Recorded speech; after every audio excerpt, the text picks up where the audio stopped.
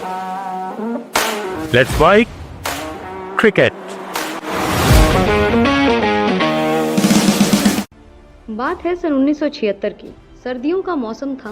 भारतीय टीम, जो अपनी ज़मीन पर क्रिकेट में एक मजबूत टीम थी, इंग्लैंड के खिलाफ एक कठिन टेस्ट सीरीज के लिए तैयार हो रही थी। भारतीय दर्शक इंग्लैंड और भारत के बीच एक रोमांचक मुकाबला देखने के लिए बेताब थे। उधर ही इंग्लैंड की टीम भी कप्तान टोनी ग्रे की अगुवाई में इस सीरीज पर अपना निशान छोड़ने का इरादा लेकर आई थी।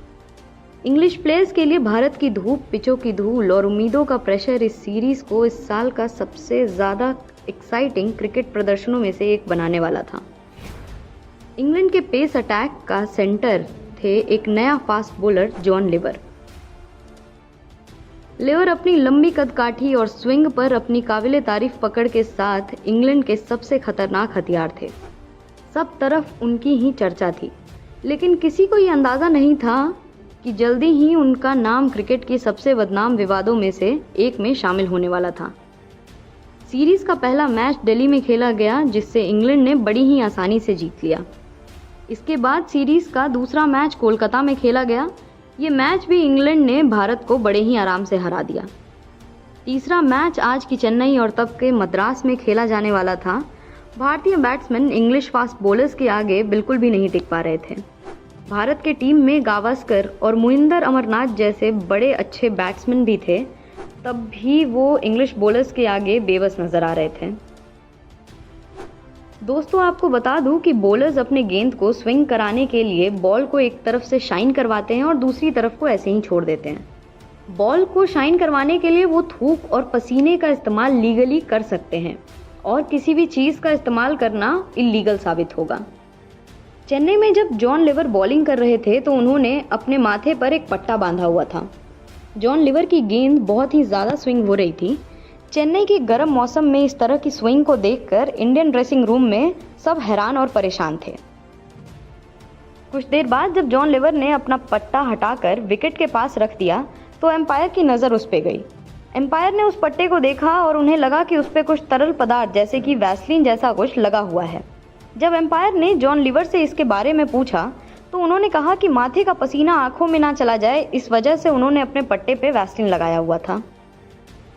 बेदी, जो 2 मैचों में बुरी तरह हार चुके थे और काफ़ी ज़्यादा प्रेशर में थे, उन्हें लिवर का ये एक्सप्लेनेशन थोड़ा कन्विंसिंग नहीं लगा। उन्हें लगा कि इंग्लैंड के बॉलर्स को इतना ज़्यादा स्विंग शायद इसीलिए मिल रहा है क्योंकि वो वैसलीन का इस्तेमाल गेंद पे कर रहे हैं, जो कि इलीगल था। बेदी ने इस पर अपना ऑफिशियल विरोध दर्ज कराया। उनका दावा था कि लिवर वैसलीन का इस्तेमाल करके बॉल टैंपरिंग कर रहा था, जिससे उन्हें सबसे ज़्यादा स्विंग मिल रहा था पूरे मैच में। ये बहुत ज़्यादा गंभीर इल्ज़ाम है। बेदी के मुताबिक लिवर ने अपने माथे पर गॉस स्ट्राइप्स के ऊपर वैसलीन लगाई थी ताकि पसीना उनकी आंखों पे ना गिरे, लेकिन शक ये था कि शायद वैसलीन का इस्तेमाल बॉल को चमकाने के लिए किया जा रहा था, जिससे स्विंग में काफ़ी ज़्यादा मदद मिलती थी। इस इल्ज़ाम का बड़ा रिएक्शन सामने आया। भारतीय मीडिया ने इल्ज़ामों का बरसात कर दिया। लिवर और इंग्लैंड की टीम की ईमानदारी पर सवाल उठाए गए। क्रिकेट के चाहने वाले भड़क उठे। उन्हें लगा ये सिर्फ धोखा नहीं बल्कि उनके भावनाओं के साथ खिलवाड़ है। बेदी अपने स्टैंड पर मजबूती से कायम थे। दूसरी तरफ लिवर ने अपने ऊपर लगाए गए इल्ज़ामों का काफ़ी अच्छी तरीके से खंडन किया। उसने कहा, वैसलीन का इस्तेमाल सिर्फ पसीने को आंखों से दूर रखने के लिए किया गया था, बाकी बॉल की कंडीशन को बदलने में इसका इस्तेमाल मैंने बिल्कुल भी नहीं किया है। मामले ने तूल पकड़ लिया और मामला मैच रेफरी और क्रिकेट अधिकारियों तक पहुंच गया। लंबी चर्चा के बाद फैसला आया। लिवर को किसी गलत काम का दोषी नहीं पाया गया। ऐसा कोई ठोस सबूत नहीं मिला जो साबित करे कि उन्होंने जानबूझकर बॉल के साथ छेड़छाड़ की थी। वैसलीन का विवाद क्रिकेट के इतिहास में सबसे ज़्यादा अजीबोगरीब घटनाओं में से एक रहेगा। लिवर का क्रिकेट करियर को तो इससे कुछ ज़्यादा नुकसान नहीं हुआ, लेकिन इस घटना के साए ने उन्हें सालों तक नहीं छोड़ा। और भारत के लिए ये इंग्लैंड के साथ उनकी एक लंबी राइवलरी की शुरुआत थी।